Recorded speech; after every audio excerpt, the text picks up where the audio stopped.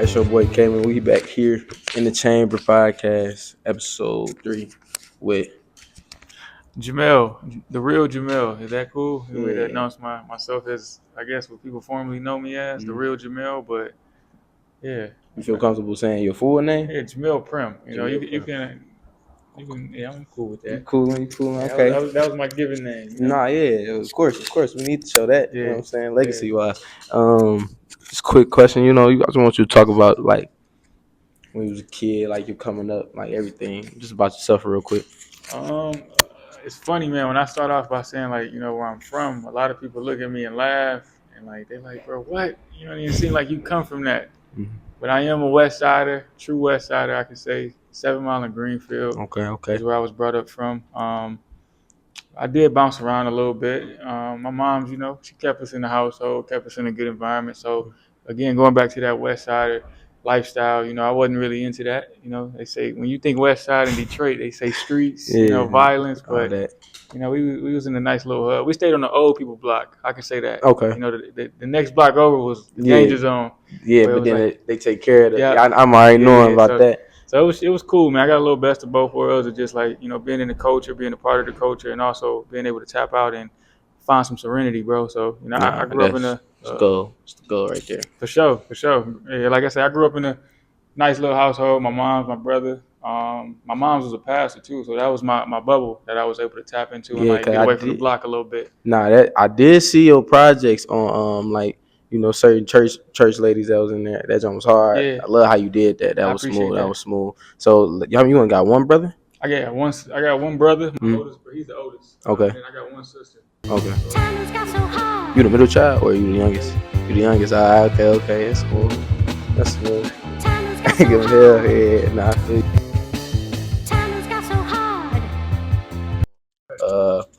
I do want to ask you. Like, what got you into like photography? Like, how did you get into that? And I think it's similar to what you kind of spilled a little bit earlier when I asked you, you know, how you got into it. Just being creative from the start, whether I was, you know, daydreaming or, you know, drawing or trying to dance. I used to want to be a hip hop dancer, like the choreography and all of that. That's funny. Yeah, I used to write all the stuff up, the revolution, all that. Yeah. Moose was like my so that was my first introduction to like, you know, artistry and just rhythm and like understanding the craft. And then I chickened out, bro. I ended up, my mom signed me up for a dance class. And I go in, and I'm the only guy in this class, and there was nothing but women.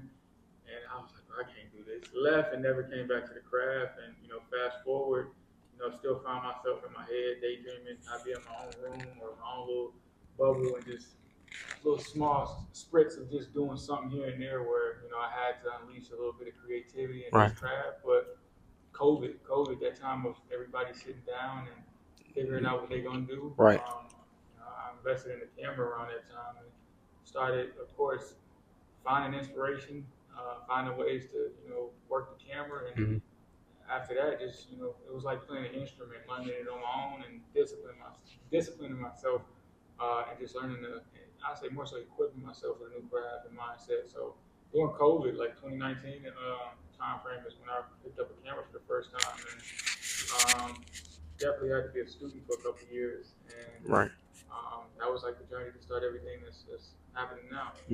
Yeah, no, that's hard. It make me think about, like, I say this a lot, like COVID got like the pros and the cons. You know what I'm saying? Everybody was in the crib, you know, staying to themselves, thinking about like what's ways I can make something out of something or make some money out of something, help something out. So that's kind of crazy. You said another crazy thing too is like you talking about you used to dance. Like, shit, let me find out all the photographers they used to dance. And I used to do the same thing. I used to want to go to dance school. Yeah, I used to want to go to dance school.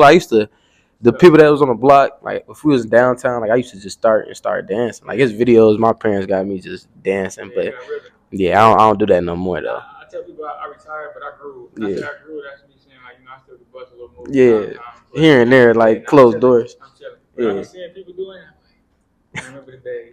Yeah, that's tough. It's tough. But that was like the start of it though, like that creativity of just being around that, dancing, and my brother he played music, and just having that household just kind of bumping shoulders with people that's doing something in an interesting way. Right. And just I feel like connecting with music, dancing. That was my like start of it all. To like also where I pour and like that's the first thing I do when I pick up a camera. Right. It translates to music first, where I'm like I need to listen so I can feel. Yeah, you got to be able to feel it. Yeah. Yeah. So that was like the roots of it all. That comes back to what I do today. No, that's love. I can agree with that. Music really does help a lot of things that I do. Yeah, it's a teacher. Yeah, it's a teacher, and you can feel it. You can hear a whole nother story. Just it's the same thing I was telling you earlier about like perspective. Like what I'm saying, we philosophers. I feel like all artists are philosophers. So what I'm saying, we tell them how I feel, thoughts and everything. That's tough. So I want to ask, going to my next question, I want to ask like the process of like getting into like actual film. Yeah. Like what was the ups and downs of that? What was like the lessons that you learned in printing or making sure you set the film up in the camera well, like just things of that nature. Okay. Yeah. Film photography definitely was a cool interest when I first saw somebody shoot, analog, a 35 millimeter, shoot, medium format. It was more so the look, the conclusion of after the shot of, damn, this is what that looks like, or this is what you can get out of that type of camera. Right. I was like, I need to have it. I didn't know anything about it, but that was my mindset. I always had to go after it, and eventually I would, achieve it. We in 2026 now. I'm about 6 years into my craft of photography. Really going on 7 actually, and I can say I'm just now really immersing myself into analog photography. Right. The past couple of years, I've dabbled and bought film cameras, but I wasn't really a true student to learning how to whether that was loading it properly or shooting or experimenting with different exposures. I was just going in like a point and shoot and just working. If it work, it work. If it don't, it don't. Till now where I got bored with digital cameras. Now I'm going backwards. Like, let me actually sit down and be a student and see what kind of experience or experiment I can have with this analog camera. So it was definitely a challenge. I saw people like Belandis. He was like my first introduction. Detroit legend right now. Right. And another dude. His name is Dante, but he goes by Completed. Another dope analog photographer. I'm gonna have to check him out. Yeah, he's a DJ now. He's going crazy in the DJ world. Okay. But he was like one of those ones with like his clean, simplistic portraits of just folks and colors. Whether that was Kodak to just his black and white of like Ilford, man. So and then a little bit of Belandis. I feel like his style of shooting was more so the storytelling behind it. Yeah. And that was going back to the west side of Detroit and documenting his neighborhood. Yeah, when he first started off with Baby Smooth and all that. Yeah, I remember. Like whether that was overexposed, the subject was perfect, and I was just seeing the power of film and what it could do. So that was like my peak interest of let me pick this up. But I feel like I went in backwards, picking up analog photography for sure. So I'm just now again in 2026 picking it up and taking it serious. So I'm gonna be there soon, but I feel like the stuff I do now is definitely translating my education now and what I've had applied to myself. Yeah, you gotta put yourself in those uncomfortable situations to get comfortable. So I feel that. Yeah, you gotta bump your head. So there's been some times where I shot some blank rolls and I kept the lens cap on. Or, I didn't know how to turn the meter up or just things like that, man. So it's definitely a trial and error. Lesson. A lot of people are intimidated when they hear film, like analog photography. But I won't lie, I kind of am, because I know it comes with like it's patience. Right. That's the patience. It feels good though knowing that you can go through those 10 to 12 shots and be confirmed of like, bro, I ain't even worried. On to the next. And also, it's better than the biggest thing was having that digital camera.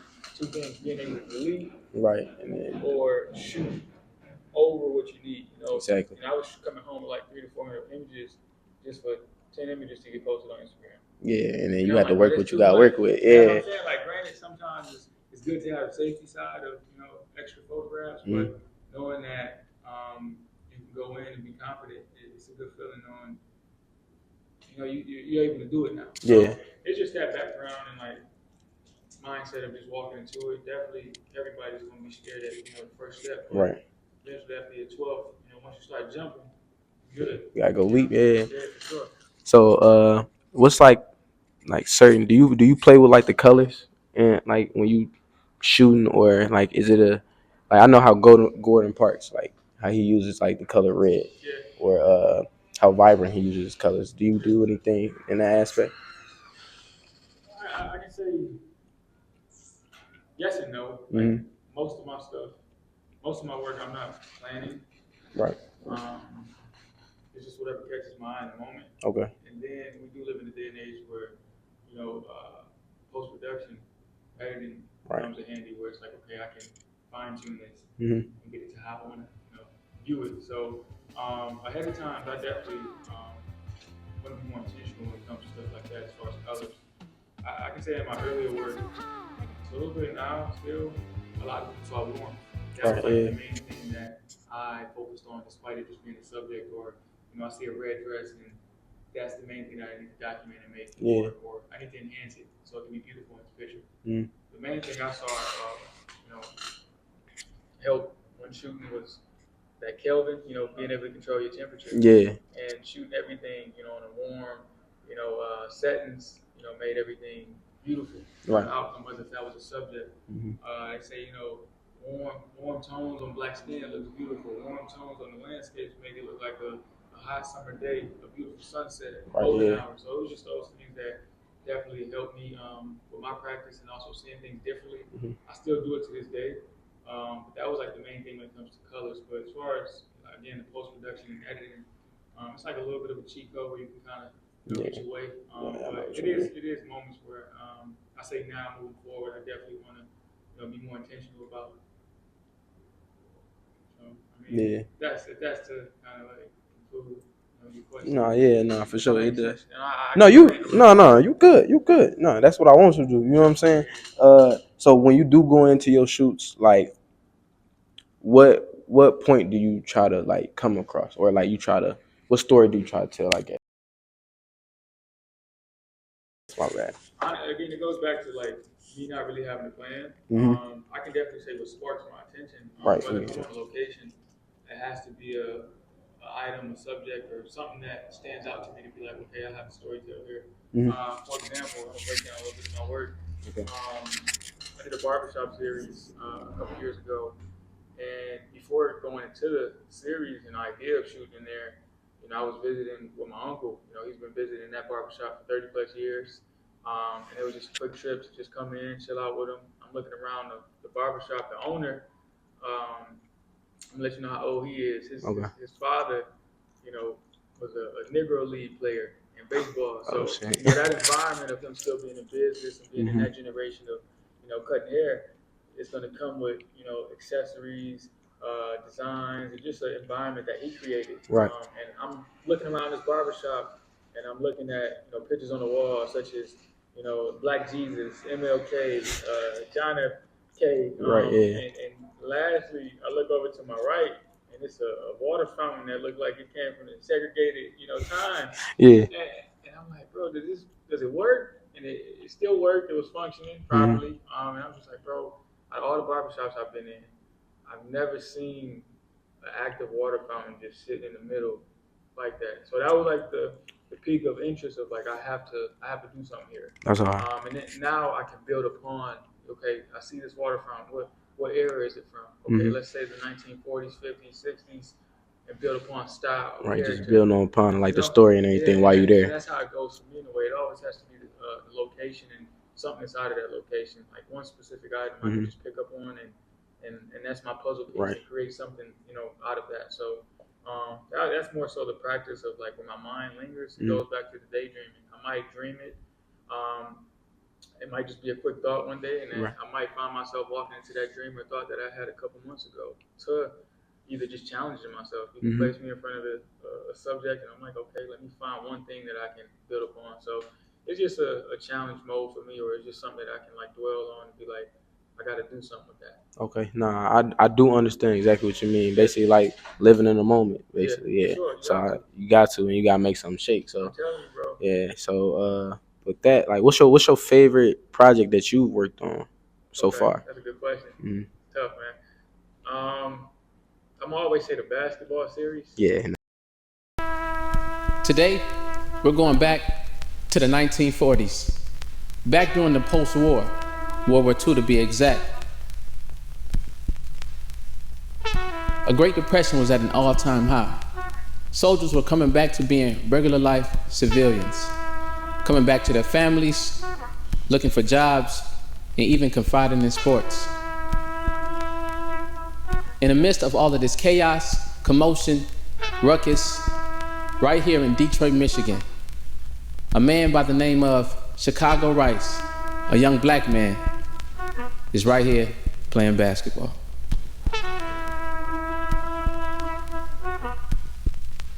Let's see, yeah. Because I feel like that was 100% authentic, you know, especially coming from my mindset, Mm-hmm. and just building upon that, and being patient with that. It taught me so many things outside of just shooting, storytelling.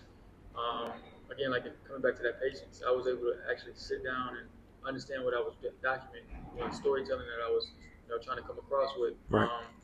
And I feel like that's my strongest body of work. Despite it just being on my end, you know, just seeing the impact, you know, people that it touched, the generations. Oh, for sure.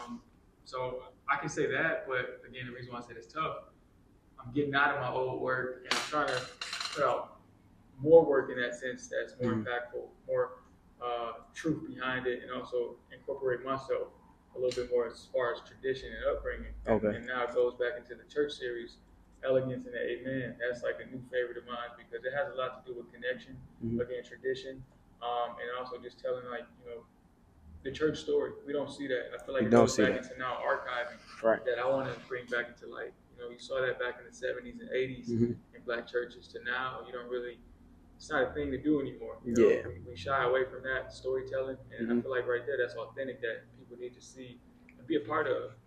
So that's like one of my new favorites that I'm still ongoing with, and just, you know, having fun, just bringing back my tradition, my mom's tradition, and telling her story a little bit too. And just honoring women, man, it's important.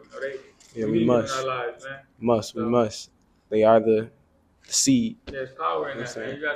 You listen, man, when the woman is speaking, man. You know, the mother is definitely the person that knows everything. You know, I'm sure every son, every child has heard that. So it's just being able to, like, you know, still be connected in that life in that way. So it's just also a way of paying homage too. So that is. It is. That's not. Like I say, that's the new favorite right now. But the basketball series. And then also going back and forth with, again, my new church series that I'm trying to bring to life. Yeah, no, and those are the two things I think I brought up to you before this. Like, I seen the basketball series and I was like, dang, like, you actually put your time into that. A lot of people don't put their time into stuff they work on now. Now it's like it's a TikTok world, it's an Instagram world. They just want to pop out a reel. You know what I'm saying? No attention span no more. So when people actually do put in work, they actually did look at yours to the beginning to the end, just like me. You know what I'm saying? That's how I even found Jimel right here. I seen that. I was like, dang. And I ended up seeing him at the showcase where he had it. And that was even like, you know, he put his time into that with the locker, the basketball, bringing it to life for real. So that's what I'm trying to step in. I'm trying to get more into craft of storytelling. Like, 'cause I was good at that. You know what I'm saying? But I was good at it like in probably a different mindset. Like, you know what I'm saying? I could make something out of something, but am I gonna actually put my time into it and put a meaning behind it? That's real. And it's finding purpose though. Like, I feel like it's intentional. Like you said, you have to thought first, right? But you gotta actually have a meaning besides the intention as well. So, right. And you're doing it too, bro. I appreciate you. There, you know, as far as your platform and what you're doing, you know, you're uplifting. Despite that, bro, behind them, you know, the words, the mindset, bro, it starts with you, bro. No, I appreciate that, bro. I'm saying, you showing up to my gallery, I'm showing up for you, bro. Appreciate you, man. I appreciate you for letting me come here and doing this too, for real. Of course, bro. Yeah. So, like, what's something as a kid that you used to like that you probably bring to life now? Yeah. Now that you're older. As a kid, bro, I was irritated. Everybody, they hated me, bro. And not in the extreme negative way, but just I could take it overboard a little bit to where they get, you know, we don't need you around. I feel like that demeanor, that energy of that child of just being all over the place, you know, that attention span being everywhere. I've honed into that in a creative way, but also in the spiritual way of just being a positive person, shedding light on others, and trying to create that environment for others as well. I feel like that's needed. You know, everybody, you know, don't really find peace in life. Nobody's perfect, but I feel like adapting and bringing that onto your pathway definitely like ease the pain and make your pathway much more easier to see and walk through. So I feel like just having that mindset and that joy that I was bringing as a kid and laughter, just words and just energy. I feel like now as an adult, I'm still that kid. I'm still that goofy person. I'm still that person that wants to see people do well in life and just bring community together. So I could definitely say that's one of the biggest traits that I'm still holding on to because I've seen people change. I've seen it uplift. I've seen people feel good. I've seen smiles. And also, I see the connection and people wanting to come back. So it's that investment that's real, bro. And that's what I get out of life too. I'm able to do that job and put a smile on somebody's face or impact. And also now, new for me, I'm trying to do that too. I'm trying to receive exactly. Others, what they gotta say, also express. So I feel like that's one of the things that I've carried into now. Nah, and that's for sure something we need around this time. Sure. We need some more smiles. Yeah, it's a lot going on nowadays. That's the best way to live, bro. Yeah. I tell people, man, that's that choice of just choosing negative or positivity, man. Both will take you a long way, but I'm telling you that positivity is much richer and enjoyable lifestyle. Right. Bro. Yeah. So right. Needed. That's tough. All right. That's tough. No, I appreciate you for that. I got like 2 more questions for real. What's some advice that you would give to photographers, business owners, just people in general? Definitely stay true to yourself. I'm saying patience because I'm learning it now. That's a part of the process. If you believe in yourself and you want to see something through, you have to apply that. So definitely just those two as far as just, whether that's negative energy or whether it's just you doubting yourself. Know that something good is going to come out of it. Putting those two together, that patience and that time limit of seeing something through, like how you said of the basketball series, bro. Not rushing that made me greater mentally when it came to be a creator or just being a person and also a friend. That was a whole experience of just being able to make a new connection in life. Right. So definitely, holding on to those two, I feel like would take you far in life. Whatever you do, being a creative, being a normal person, just having that type of demeanor of just trusting in yourself, believing in yourself, staying true to yourself, and applying patience and not pressure. Apply that patience, bro. Nah, for sure. That'll get you in life, bro, I'm telling you. Right. No, all right. You heard him, man. Gotta apply patience, put it in.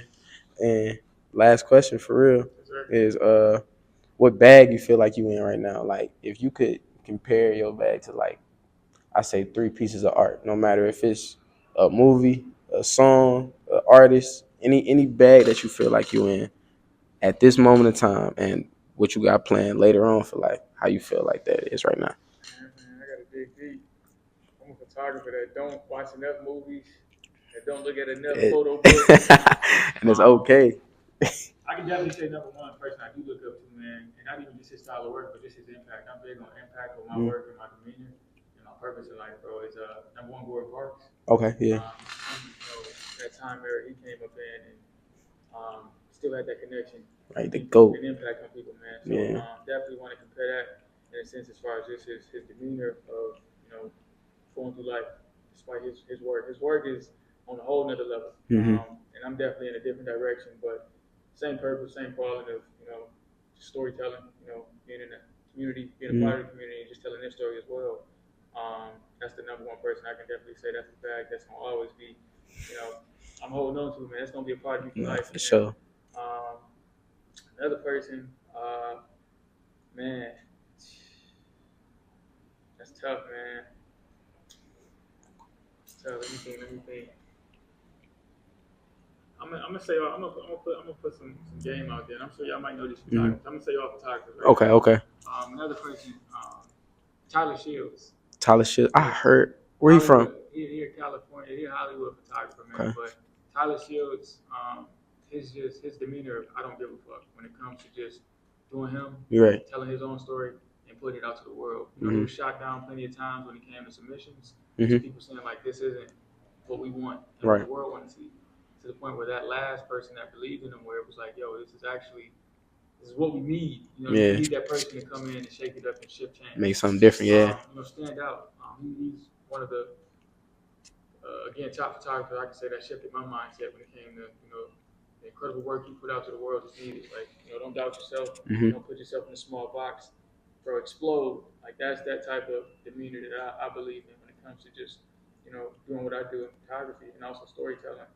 And lastly, oh man, lastly, another one, man. I'm gonna say, I'm gonna take it, back a little bit more. Urban Pen.